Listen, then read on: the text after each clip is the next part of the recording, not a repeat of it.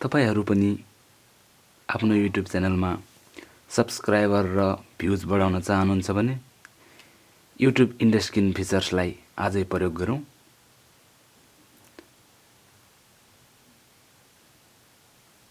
नमस्ते।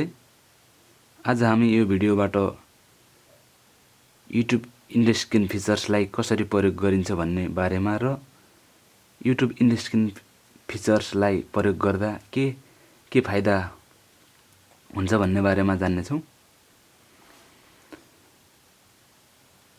अब यो भिडियो सुरु गरौँ कसरी प्रयोग गरिन्छ भनेर।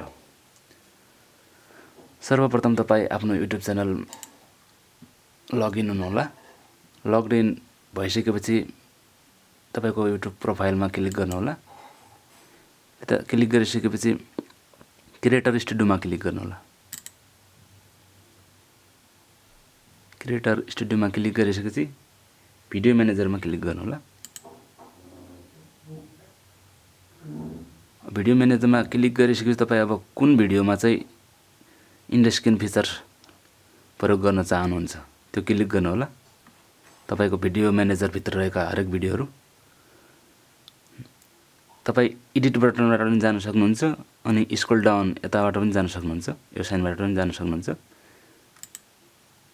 यसमा क्लिक गरेर इन्डस्क्रिन एन्ड एनोटेसनमा क्लिक गर्नुहोला।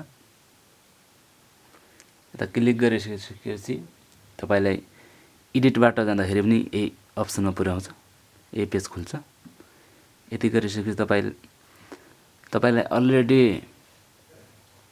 20 सेकेन्ड मात्र तपाईको भिडियोको अन्तिमबाट 20 सेकेन्ड अगाडि अटोमेटिक युट्युबले यो फिचरलाई डिफल्ट गरेर सेट गरेको हुन्छ। तपाई चाहेको खण्डमा यसलाई घटाउन पनि चाहनु भयो भने घटाउन पनि सक्नुहुन्छ। अब इन्डस्क्रिन एलिमेन्ट यसलाई भन्छन् एलिमेन्ट भनिन्छ। 4 वटा एलिमेन्टसम्म युज गर्न सक्नुहुन्छ तपाई एउटा भिडियोमा।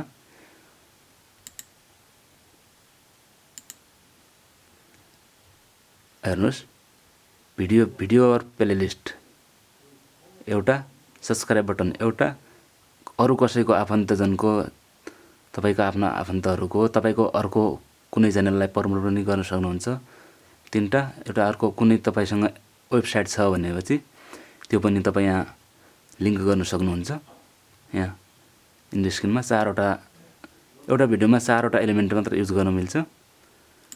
त्यो एलिमेन्ट इन्डस्क्रिन युज गर्दाखेरि तपाईको भिडियो सकिनुभन्दा 20 सेकेन्ड अगाडि कस्तो देखिन्छ त भनेर म देखाउन चाहन्छु।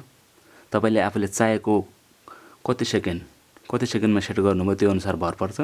मैले चाहिँ प्राय 20 सेकेन्डमा अटोमेटिक हुन्छ नि 20 सेकेन्डमै युज गरेको हुन्छु।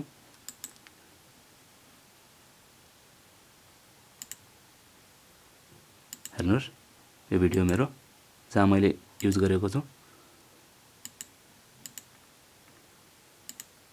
यो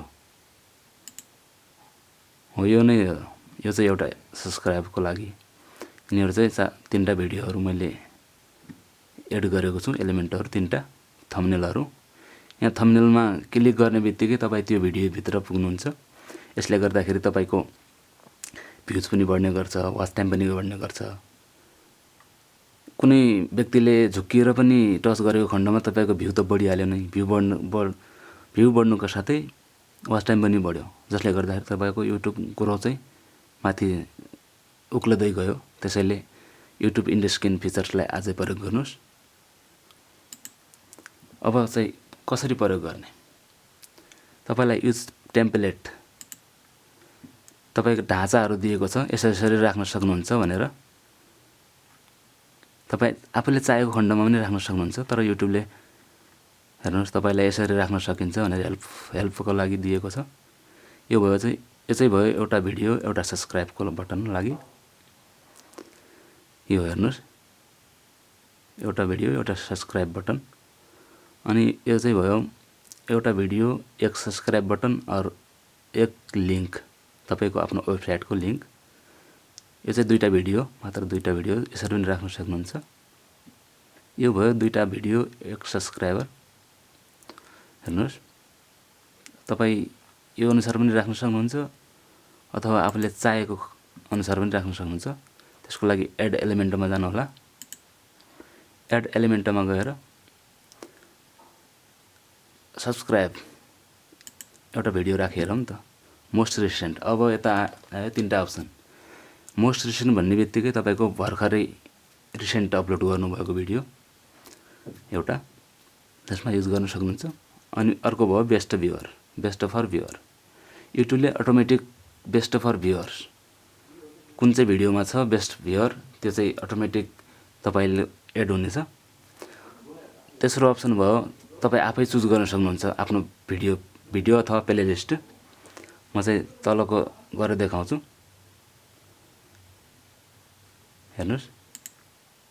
अब यहाँबाट मैले चुज गर्न सक्छु। एउटा भयो चाहिँ अपलोड अप्सन, फेरि यसमा पनि भित्र। अर्को भयो प्लेलिस्ट, प्लेलिस्ट पनि एड गर्न सक्नुहुन्छ तपाईँ अहिले अपलोडबाट। अपलोडमा अब आफूले राख्न चाहेको कुन छ त्यो थम्बनेल क्लिक गर्नु होला। क्लिक गरेपछि क्रिएट एलिमेन्टमा क्लिक गरिसकेपछि तपाईँको भयो यो, हेर्नुहोस्। यो चाहिँ भयो एउटा। अब त्यसै गरी अर्को थप्न चाहनुभएको खण्डमा फेरि भिडियो नै थप्न चाहनुभयो भने यसमा जानु होला। सब्सक्राइब बटन राख्न चाहेको खण्डमा यता तल्लो स्टेजमा गएर तपाईँ आफ्नो यहाँ यसलाई चाहिँ जता पनि राख्न सक्नुहुन्छ तपाईँ, हेर्नुहोस् आफूलाई चुज मनपर्ने ठाउँमा। त्यसै गरी अर्को हेरौँ, कुनै अरूको च्यानल प्रमोट गर्नु परेको खण्डमा चाहिँ यहाँ क्लिक गर्नु होला। अहिले चाहिँ भिडियो राखेर देखाउँछु। अब एउटा चाहिँ बेस्ट फर भ्युअर, हेर्नुहोस्। यसलाई पनि अब मैले यहाँ राख्न चाहे पनि यहाँ राख्न चाहे भने जता राख्यो भने भयो। यसलाई एउटा अर्को 4वटासम्म मिल्छ, किन त्यो सुविधालाई हामी लिन पछि हट्ने। अब चाहिँ मोस्ट रिसेन्ट सबभन्दा लास्टको, अब लास्ट रिसेन्ट। अब प्रिभ्यू कसरी देखिन्छ भनेर हेरौँ, हेर्नुहोस्। यसरी देखिनेछ। अब तपाईँको भिडियो 20 सेकेन्ड सकिनु 20 सेकेन्ड अगाडि यसरी देखा पर्छ, जहाँ कि तपाईँको भ्युअर्सहरूले यहाँ टच गर्ने बित्तिकै सब्सक्राइब गर्न पनि मिल्यो, यता टच गर्ने बित्तिकै यो भिडियोमा पनि जान मिल्यो। यसै गरी यो सुविधा युट्युबले दिएको छ। यो सुविधा युज गरेर तपाईँ आफ्नो भ्युज र सब्सक्राइब बढाउनुहोस्। तपाईँ चाहेको खण्डमा यसलाई घटाउन पनि सक्नुहुन्छ, हेर्नुहोस्। टाइम अब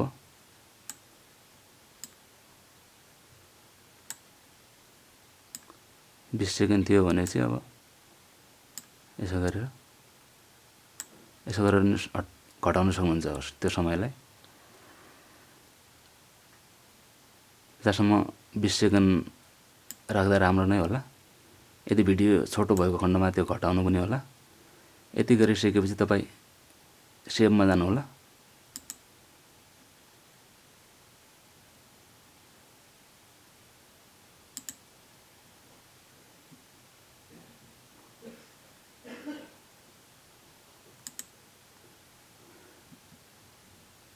सेभ गरिसकेपछि हेर्नुहोस्, मैले टाइम चाहिँ तलमाथि गरेको हुनाले पहिला चाहिँ एउटा चाहिँ 20 सेकेन्ड अगाडि देखाउँछ, अरू चाहिँ 3टा चाहिँ अलि पछि देखाउँछ, हेर्नुहोस्।